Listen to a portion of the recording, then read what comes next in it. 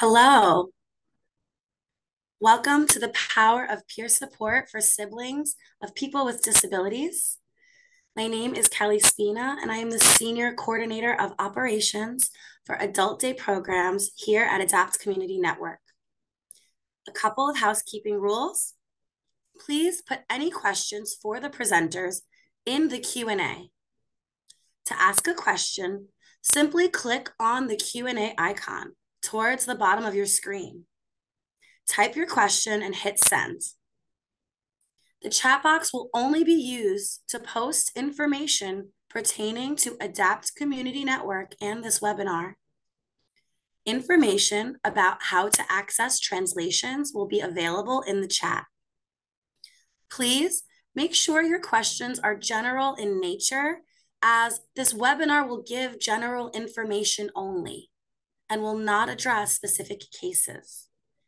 In the interest of privacy, please do not include personal information.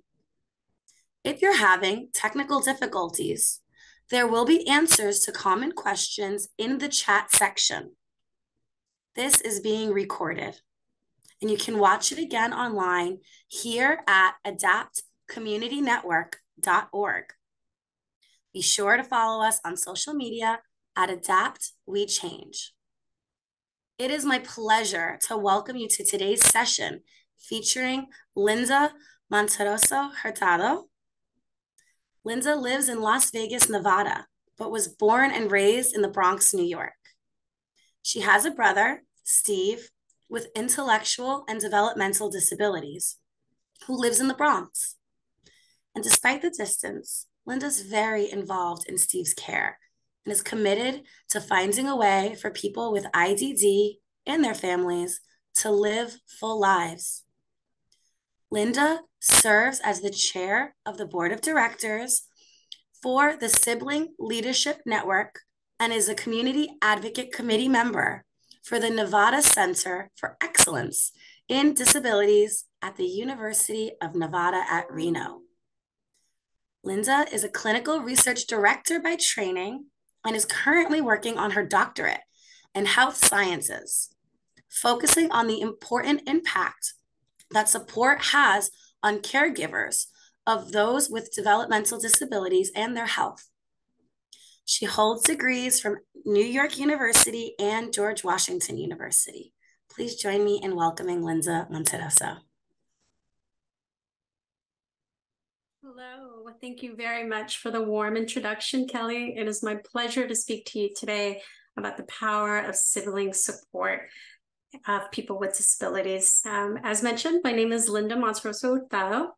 I am the chair of the board of directors for the Sibling Leadership Network. I'd like to thank the Adapt Community Network for welcoming me, and thank you for joining us today. If you have any questions, as mentioned, please feel free to put them in the chat box. I'll make sure to address all questions at the end of the presentation. The last slide will also include a QR code you can access, which includes all of the links and resources that I'm going to be discussing during today's presentation. So without further ado, I'm going to start sharing my screen with today's presentation.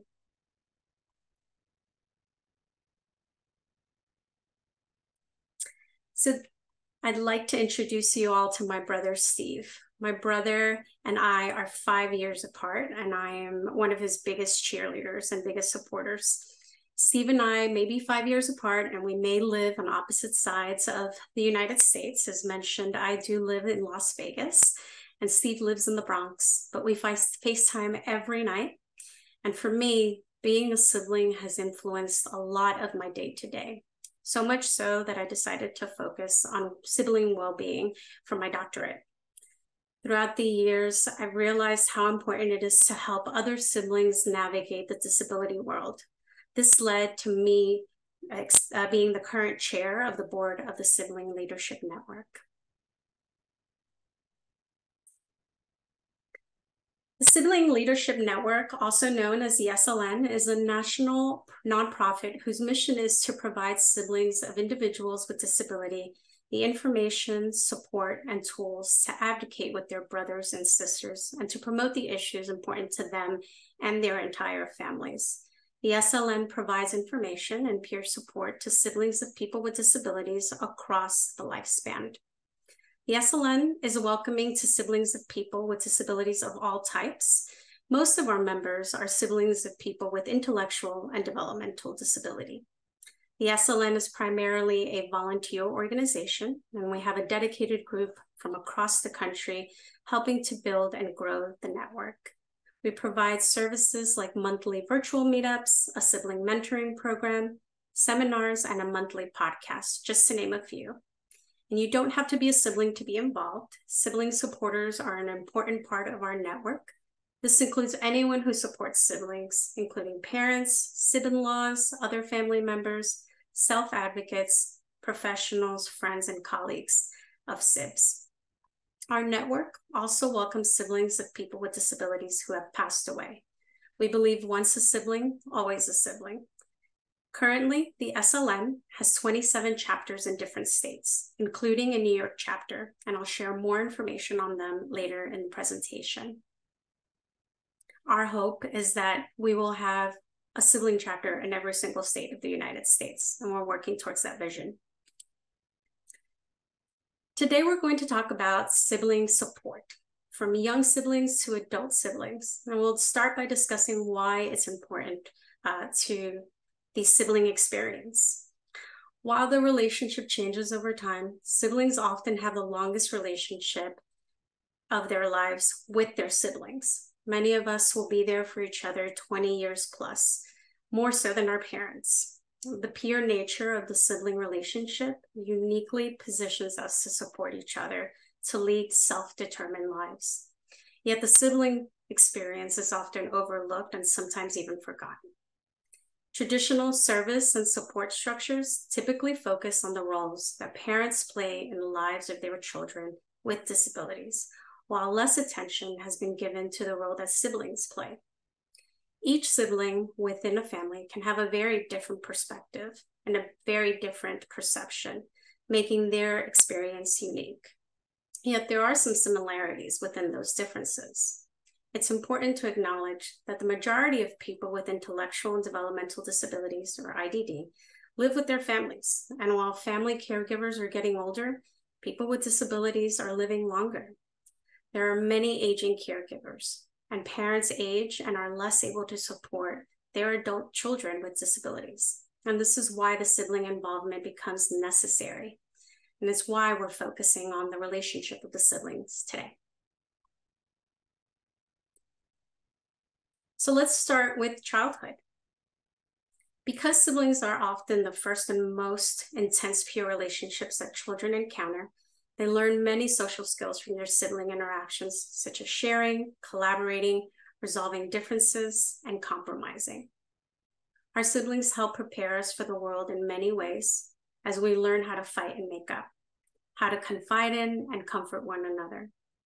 Siblings often learn to be advocates at a young age, handling questions from peers or addressing people who are staring at their sibling or potentially stigma by association. Childhood is a time when parents, teachers, professionals, and relatives play an important role in helping equip kids with the information and tools to speak up. They need the language to answer tough questions or respond to sometimes ignorant comments. It is important to not keep siblings in the waiting room. They need to ask questions, offer their input throughout the process, and decide what roles they want to play and want to try out.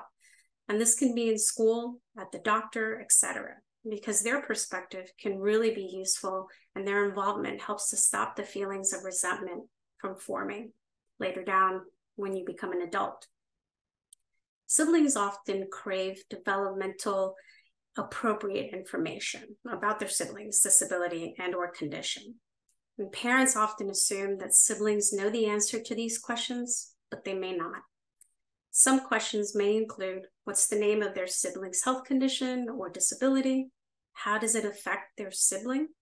How did their sibling acquire this disability? Did the sibling in any way cause it, or can they catch it?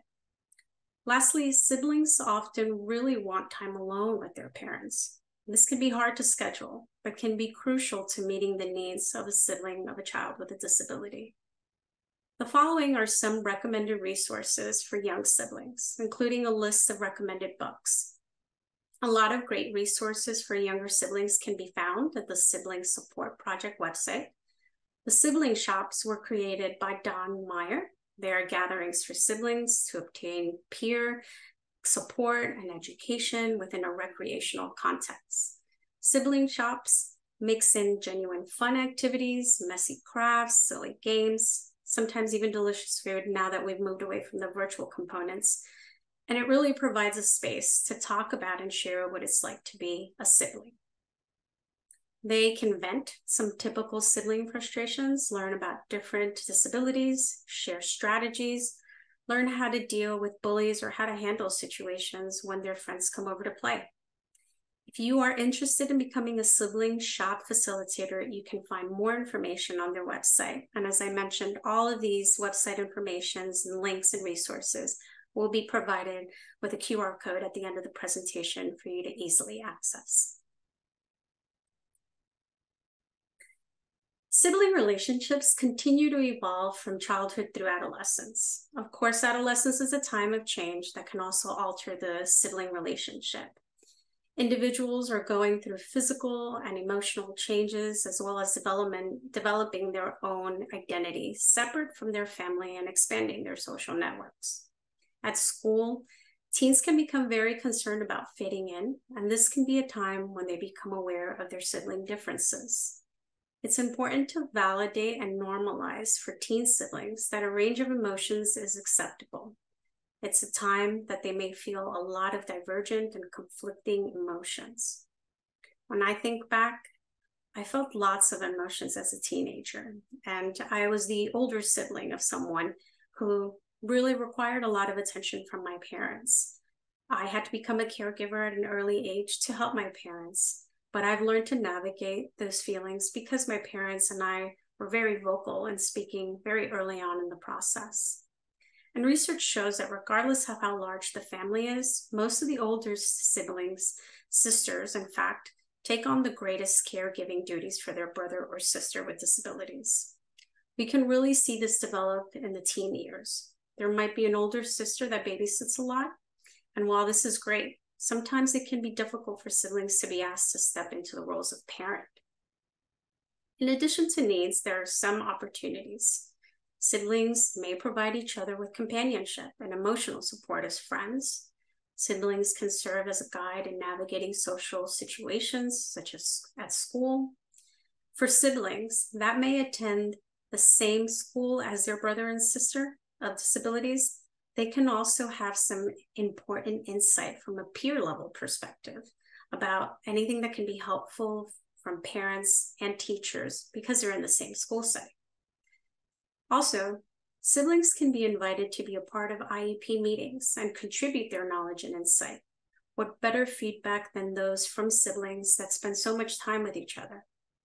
However, make sure that the person with the disabilities wants their sibling before you extend an invitation. Nonetheless, fostering that inclusion and involvement in younger siblings can help prevent the sibling from feeling separate from family decision-making as they get older. And on this, you can see some Teen Sib resources. We have Sib Teen, is an online closed Facebook group, which you would have to request to be invited into. The link for the Facebook group will be as part of the QR code. And it is a place where teenage siblings of people with disabilities can connect with others who get it. I was in my adult years when I finally met a sibling who was going through similar experiences that I was going through. This could really have changed my experience as a teenager had I had a group to really bounce off ideas from. It's a fun and thoughtful group where members share unique concerns, joys, frustrations, and information with others who truly understand it. It's hosted and moderated by the Sibling Support Project. And also, we have a couple of books here that I wanted to share, one being the Sibling Survival Guide. It's a collection of essays by siblings of people with disabilities that share a lot of useful information for teens and adults to navigate the journey of being a sibling. You also have the Sibling Slam book, which was also developed by Don Meyer. And I really encourage you, again, to look at these resources and use them for your benefit and share them with your teens. Again, all this information is part of the QR code at the end of the presentation. Now we move into the adult years. We find that adult siblings need a lot of information and peer support. The adult years bring about things that siblings have been thinking about and wondering about for a very long time, and they may feel unprepared to walk together with their siblings. Adulthood is a time when roles are being transitioned and renegotiated. And for siblings of people with disabilities, they may have additional roles they play with their siblings. Peer support is critical. Often siblings in their 20s, 30s, and 40s tell us that they have never met another sibling before. It happened to me. And can you imagine if you were a parent who never met another parent with a child with disability until you were 20 years down the line? It's a big thing to navigate. And because of the pure nature of the relationship, siblings can really provide support with their brothers and sisters in areas such as social media, employment, voting, transportation, relationships and sexuality, healthcare, housing. The list can go on. As mentioned earlier, most siblings anticipate talking about greater caregiving responsibilities with their parents as they age. And parents do an amazing job creating support, but these supports are often widely unknown by the siblings. Siblings usually have to learn about the service system and how to navigate it, sometimes during a crisis, which can be very overwhelming. So it's very important to engage early on so that they feel better prepared. This slide shows some of the resources adult siblings may benefit from, including the SLN resources I mentioned earlier. Now, I think the Sibling Leadership Network does a great job in terms of compiling a lot of the resources that are even outside of the Sibling Leadership Network that may be provided by state or by organizations, nonprofits, etc. One interesting resource within the Sibling Leadership Network is the podcasts that they provide. They range in a variety of different topics, from dating, love, sexuality from a sibling's perspective, setting boundaries and self-care, long-distance sibling caregiving, which was applicable to me, but among many other topics. And if you are not able to be a part of the future podcast topics, you can always go back to the website and see the recordings posted on the website for the Sibling Leadership Network. The website also has a wealth of information regarding future planning, which I'll discuss a bit further during the presentation. Our seminars are also coined symposiums. We use the SIB being that we're siblings instead of symposiums. And we invite experts to discuss different topics that may affect siblings. One of them recently was future planning, because that is incredibly important as an adult sibling. We also have sibling state chapters, as I mentioned, and each of the state chapters have their own virtual and in-person meetups. You are invited to join any of the state chapters, but please keep in mind that they may be sharing relevant state information, but the topic may be of interest to you. So we encourage you to follow on the webpage, on our Facebook, for any of the topics that other states may be offering that may be a benefit to you. SIBS New York is the New York chapter of the SLN. Please make sure to visit their meetup profile for more information regarding in-person meetups. I know that that's how I became a part of the Sibling Leadership Network community, when late in my 20s, early 30s, I went to a SIBS New York meetup myself and was able to meet others who were going through what I was going through. And it was during a very difficult time when I was actually relocating to a different state. So it was a crucial moment for me to really discuss with someone who gets it. And so we encourage you, for those siblings in New York, to really look at what SIBS New York has to offer. They have an email that's also provided in the QR code. They have a Facebook page that you can also access and request to be a part of. They will be posting some of their events on the website as well, on the Facebook website as well. In addition, AHRC provides a wide range of services to siblings, both children and adults.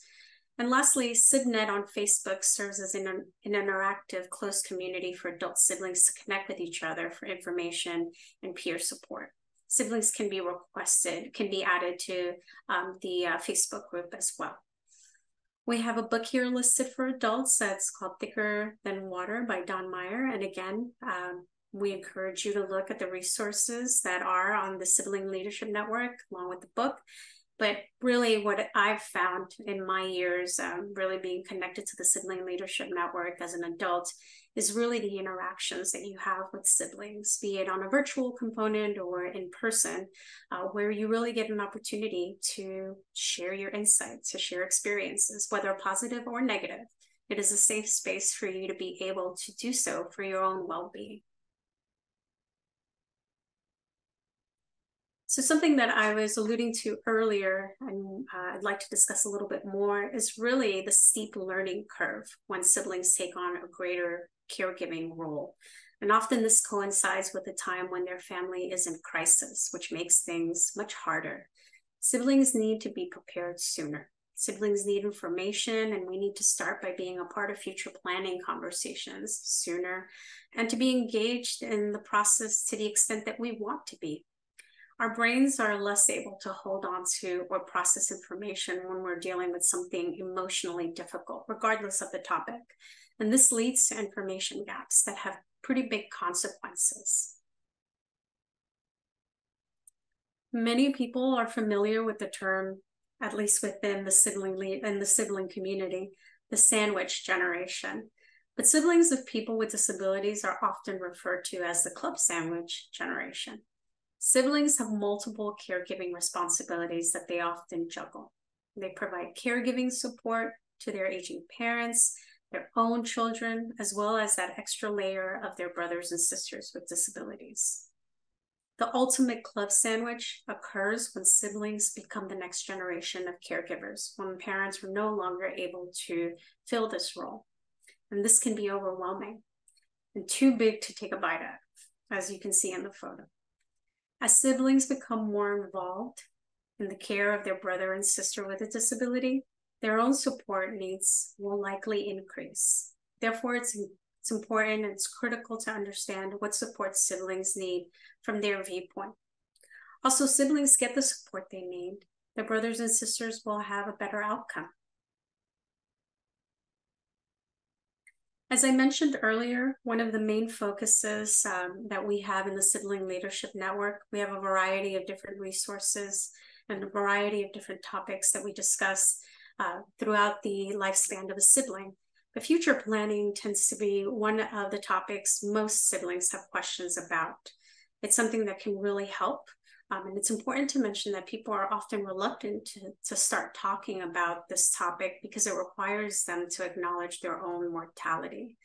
Additionally, families are often overwhelmed at the lack of options and resources, or they lack knowledge about the resources available to them.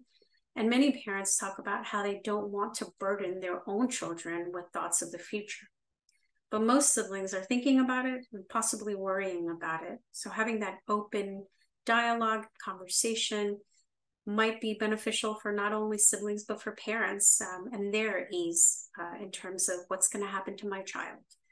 There are quite a number of resources, as I've mentioned, on the SLN website. And if you are a sibling, a parent, or a person with a disability, I encourage you to start the conversation with your family members. If you are a provider, please help families, encourage them to seek resources and look for information so that they can also take this on with greater purpose and with greater understanding. Everyone should have a voice and a choice. So it's really important to engage in conversation. That's one of the key things we discuss within the sibling chapters discussions and the Sibling Leadership Network is really having continued dialogue with our family members, with our siblings with disabilities, with our parents, with those who provide resources to our siblings, whether or not they're services, day programs, etc. It's all to the extent that the sibling wants to allow, and the sibling with the disability will also provide. So it's very important that everyone has a voice within the family. For providers that are with us today, here are some ways that you can engage siblings. Resources are incredibly important. And as I mentioned, navigating the system for siblings can be very overwhelming. So it's important that with everyone's early discussion and involvement, you're able to share these resources with parents, with coworkers, and with siblings. And in doing that, really helps to create policies and procedures that support siblings.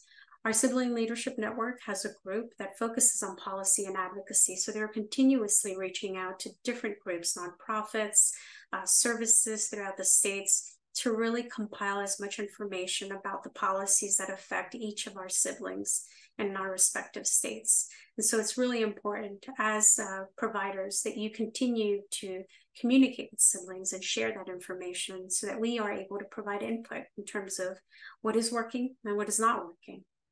It's important to include siblings in family future planning meetings, young and old. And of course, as I mentioned, please always ask the person with the disability about it first. Ask about siblings during intake meetings, host sibling gatherings, host sibling shops. Make them a part of the board committees in your policies, whether they're siblings or family members. That will definitely help to really streamline processes to make sure that everyone feels engaged and a part of the process rather than policies being created without family input. Siblings may not have ever been invited to an event before, so invite them. Directly communicate with siblings. Support for siblings can really help connect with one another within the families with other siblings as well.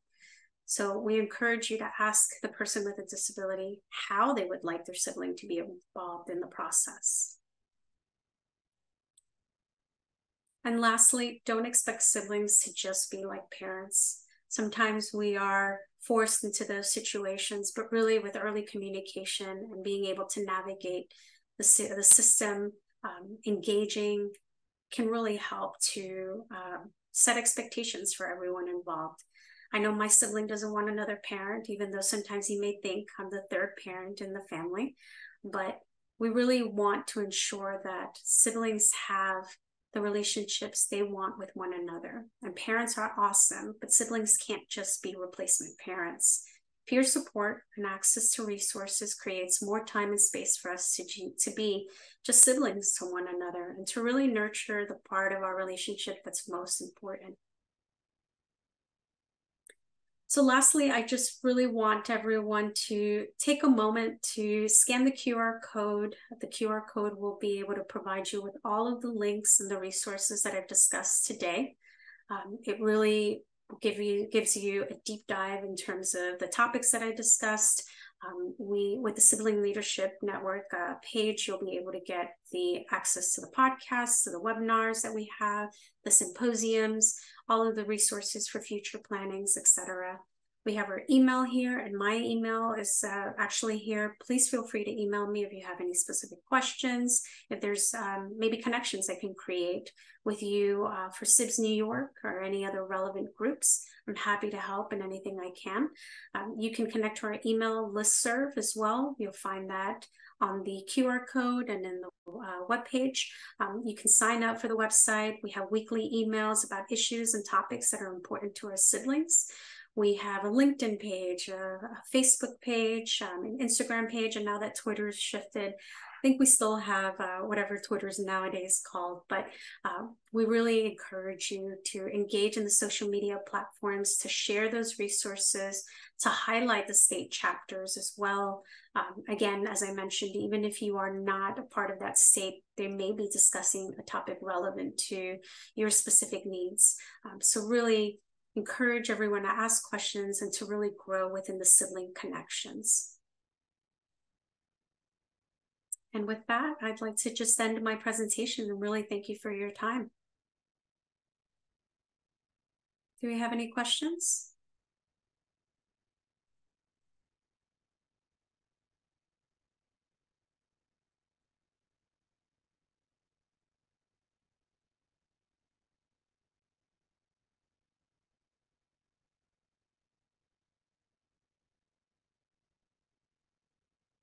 Just going to move on to the next page right here. This is the page where you'll be able to find some, the QR code will actually take you to this page right here.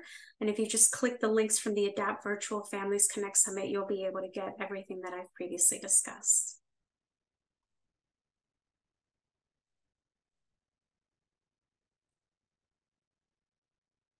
I see a question here with regards to any tips for successfully navigating an older peer relationship when difficult feelings already exist. I think it really is important to navigate those conversations with regards to activities. A lot of times teenagers don't want to discuss their feelings, but having that peer support is what's going to really help navigate those conversations. I think when adults come into the conversation, teenagers tend to tense up, and I'll speak about my experience as a teenager myself. I didn't want to talk with parents or maybe even a specialist. Sometimes therapy might be incredibly important, and it's something that you should offer your teenager. But I think having that connection with someone else in their age range that understands what their feelings, is probably going through the same thing, would probably be the best approach. And that's why we really encourage everyone to be a part of those online sibling support for teenagers, for adults, because that's really where sometimes positive or negative, they're able to share those experiences with one another and really form better ways of communicating their needs and their wants with you as a parent.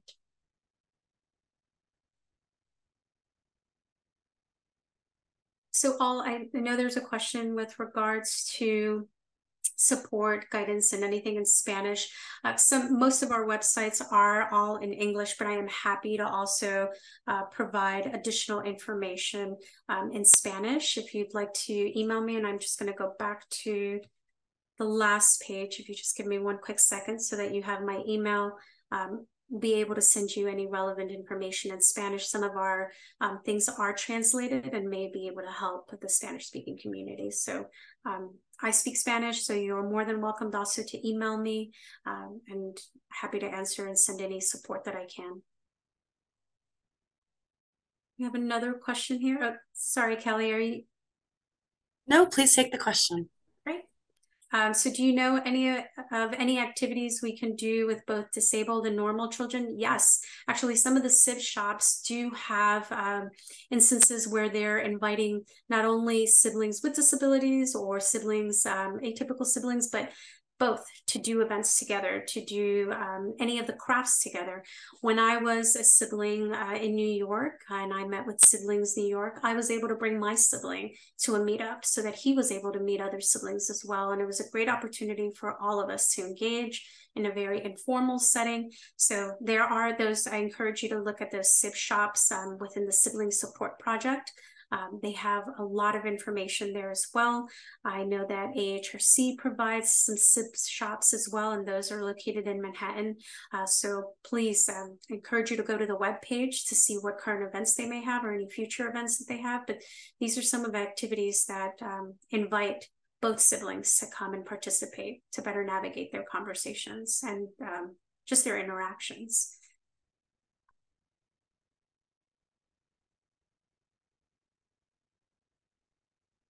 And I just saw a comment about appreciate having a resource that no one knew existed. You know, I was in my late 20s when I became a part of the sibling world from a formal setting, but, you know, my brother and I are 5 years apart, and I navigated it for a very long time alone, and it felt very lonely. And that happens quite a bit with some of our siblings. But once you connect with others that are going through what you're going through, you feel somewhat of a sense of relief that you're not the only one going through something. So I'm really happy that spaces like the Sibling Leadership Network and other nonprofits that exist there are able to provide these resources for our siblings.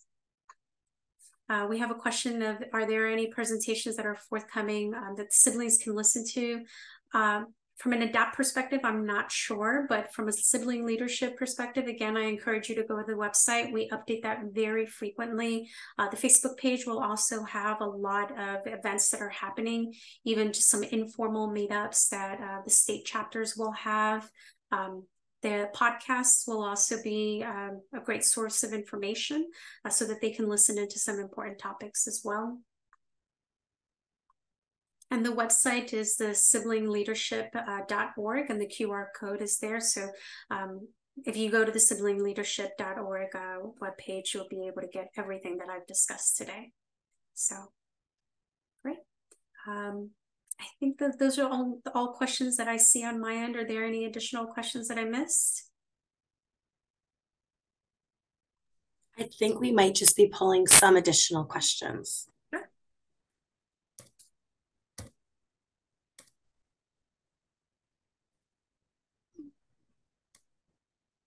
Okay, wonderful.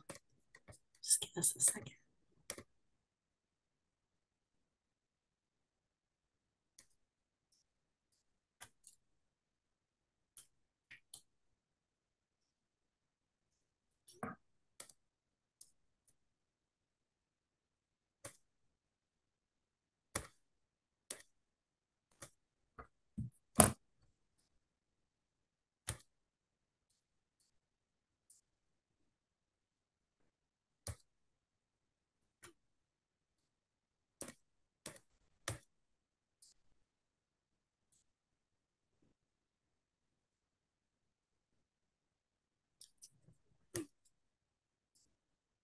One of the questions are where people can get a little bit more information from today and some of the information in this webinar.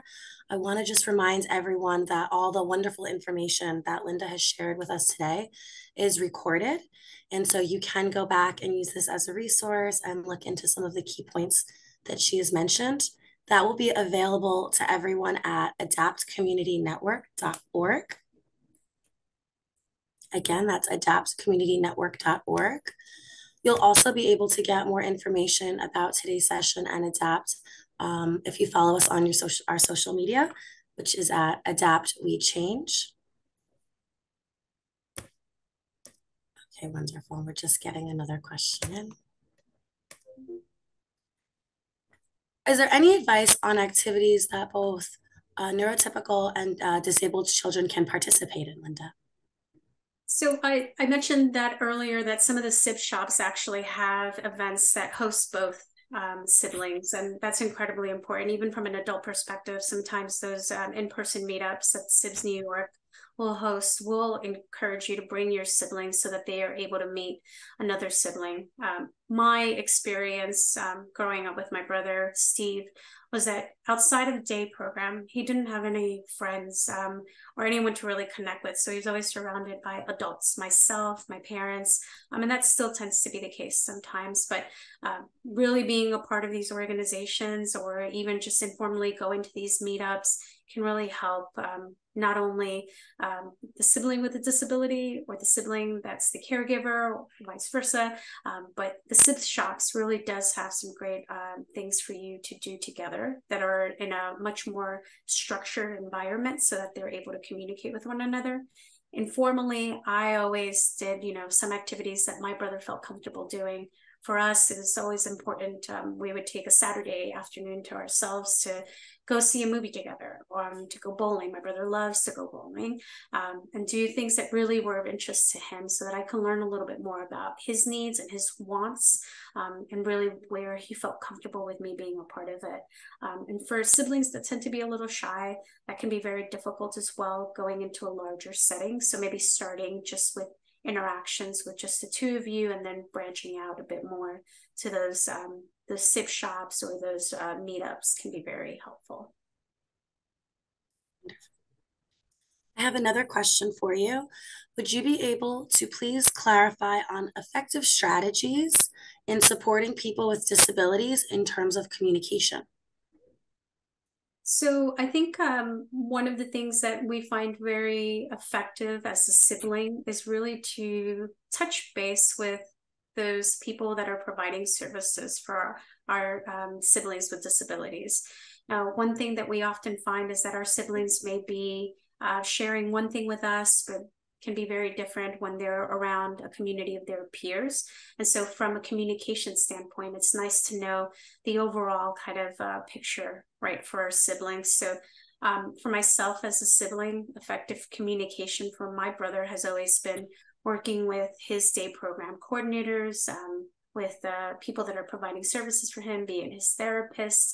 And again, I engage with my parents very early on in terms of what they feel comfortable with me doing and me being a part of a discussion. And this is as an adult.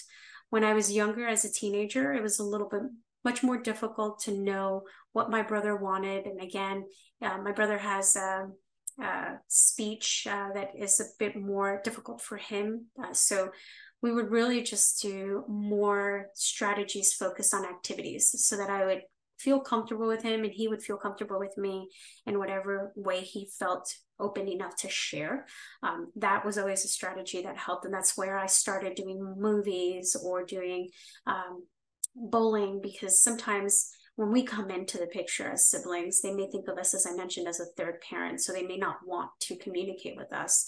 So really finding areas of interest for our siblings is a great strategy to feel comfortable with one another, to discuss with one another. And for siblings that may have limited speech, really the activities feel much more of a comfort of sorts, and that can help just from an emotional standpoint. But I always found it very helpful to get a bigger picture of my brother outside of home and within the day programs and schools he was a part of by speaking with his peers, speaking with his teachers or his service providers, because then my brother knew that I was connected in his day-to-day. Wonderful. Thank you for that comprehensive answer. The next question that I have, do you have any ideas or suggestions on how to help peers connect? So online, I think in this world right now where we are virtual a lot of the times, really just going online is really incredible. I think it's a safe space. That's really why it's a closed group for us on Facebook. And we have the teen online platform on Facebook. We have the Facebook page for SibNet, which is all of the siblings across the United States that want to be a part of the SibNet community. And then specifically for SIBS New York, there are specific conversations that happen for SIBS New York within that Facebook group. But that's the best introduction really to this world, to communicating in a safe space, would be to go to these online platforms, because you're not pressured to post anything, you're not pressured to engage in a conversation, but it can give you a good feel in terms of what other siblings are going through and might encourage you to engage in dialogue when you feel comfortable. It's all at your pace, it's all with what you feel comfortable doing. So connecting with other peers, going online is really I think the best first step for you. And then when you feel comfortable, you can do in-person meetups, which now we're moving into, and I think it takes away from the virtual component. Having someone face-to-face and doing an activity together really breaks down barriers as well. But really encourage everyone to go online first, just to assess your comfort level. Wonderful. Are you aware of any support, guidance, or opportunities for people that are Spanish-speaking families? Support or guidance? Yeah, absolutely. As I mentioned, I know that most of our resources are in English, but we are working within the Sibling Leadership Network. We do have a subcommittee right now that I'm working very closely with to create a lot of our resources, or translate a lot of our resources into Spanish. So in the time being, before we effectively do that, please feel free to email me, and I'm happy to provide any resources that we can and that we already have in Spanish. But our diversity, equity and inclusion group is really looking into translating a lot of these resources, and also creating a space where we can have siblings who speak Spanish and are bilingual really support one another. And this is where we need your engagement as well as siblings, because there are a lot of different chapters throughout the United States. Even within SIBS New York, it really takes the volunteers. This is a volunteer organization. So if you are really willing to be a part of the organization, we encourage you to volunteer as well, so that we can, with your help, create a lot of these groups that are Spanish speaking or other languages as well. But in the interim, as I mentioned, please email me. I'm happy to send you any information in Spanish that we have available. Thank you, Linda. Wonderful. A question that came in Spanish asks, they feel like there's not much help for parents psychologically to understand how to support their child with autism. So while I mentioned this group specifically has siblings, we do welcome all caregivers, whether parents or those who provide services. We don't focus necessarily on the parent perspective, but we do provide the sibling input. And so it may be that there are guardians, for example. We have specific topics, so I may not know specifically to this point. So I'm happy to follow up with ADAPT and with the individual who asked the question, just to provide maybe the right contact that we work with. Because as I mentioned, for the symposiums, for the webinars that we have, we invite specific professionals within that space to share on their topics and to present. So it may be that I have a relevant topic, a relevant contact that I can connect them with, because I don't have that answer off the top of my head right now immediately. What advice would you give for a family navigating the waters of a newly diagnosed child while also supporting other children in the household? That's a great question. I think it can be very overwhelming and emotions take over. So I think it's important, as I mentioned, to just really start having that early conversation, starting early on. Giving the attention across the board can be very difficult. And we mentioned that early on. When someone is newly diagnosed, it can really affect what you're thinking for future components. So engaging early on with some of these groups will help navigate that. As we mentioned, we have some the SIP shops that we have for children who are young. But I really would say take it day by day. Things change very drastically. And sometimes it could be very minor changes. It can be big changes. But myself, as an example, I lived in New York for 35 years. I relocated when I was 35 years old. And so that was a change for my parents to acknowledge. And as the only sibling for my brother, it was something that we had to navigate together. And it was something that happened suddenly due to a career advancement for me. So whether it's someone that's an adult or someone that's young, I think just having that conversation, taking it step by step, really acknowledging everyone's emotions is key to this, because everyone may be going through different things.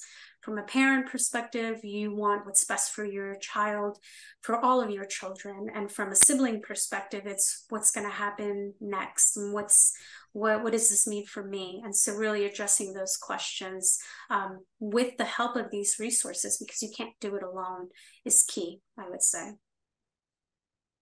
Wonderful. Thank you for that answer. Yeah. Do you feel like there is a good time or marker to start to introduce some of the themes that one of the siblings may be different or need additional support? I think it's early on. I don't think there's the right age. I don't think that based on the research that I've encountered and just interactions with our siblings, there isn't an appropriate age that I would say that would be the right time to introduce this. But I think starting small, starting with just initial discussions, it's not until teen years sometimes that we really acknowledge the big differences. As again, I'll give you an example of my brother. My brother required occupational speech services. So we're 5 years apart. Very early on, I knew what was going on because my parents had to navigate these services. And my parents are Spanish speaking. So being Spanish speaking, being in an environment where most of the services are in English, and even if they're bilingual, they may not provide all the information necessary. It was difficult for my parents to really sort through this out. So I had to come in and be that translator very early on, which happens to a lot of older siblings in households. I am one of those siblings. And so for me, being able to share my feelings with my parents were incredibly important. My parents asking me questions were incredibly important to me. And it really starts wherever there's a comfort level. Just really minor things can help for you to introduce the topic very early on. But it's better to do it early on than to wait when there are big challenges that happen. And as I mentioned, as siblings, we know there's something going on. So being left in the dark, it's not going to help. Linda, I want to thank you so much today for a great presentation and discussing the topic of the power of peer supports for siblings with disabilities. I think it was a very impactful session. I also want to take an opportunity to just thank everyone who has joined us here today. And please allow me to reintroduce ADAPT's CEO, Mr. Ed Matthews. Thank you, everyone. Good afternoon, everyone. And I certainly hope that this has been sorry, I can't find anything. I certainly hope this has been an enjoyable day for all of you who participated. I hope it was something that you found informative. I hope you took away from the speakers what they put into it, which was quite obviously significant, thoughtful, and professional. And I know that all of you got something out of that. I know I did. And again, I just want to appreciate all the work done here by the ADAPT team, headed by Tracy Picard and the entire family services staff, our IT staff, and all of the people who contributed to make this program a success.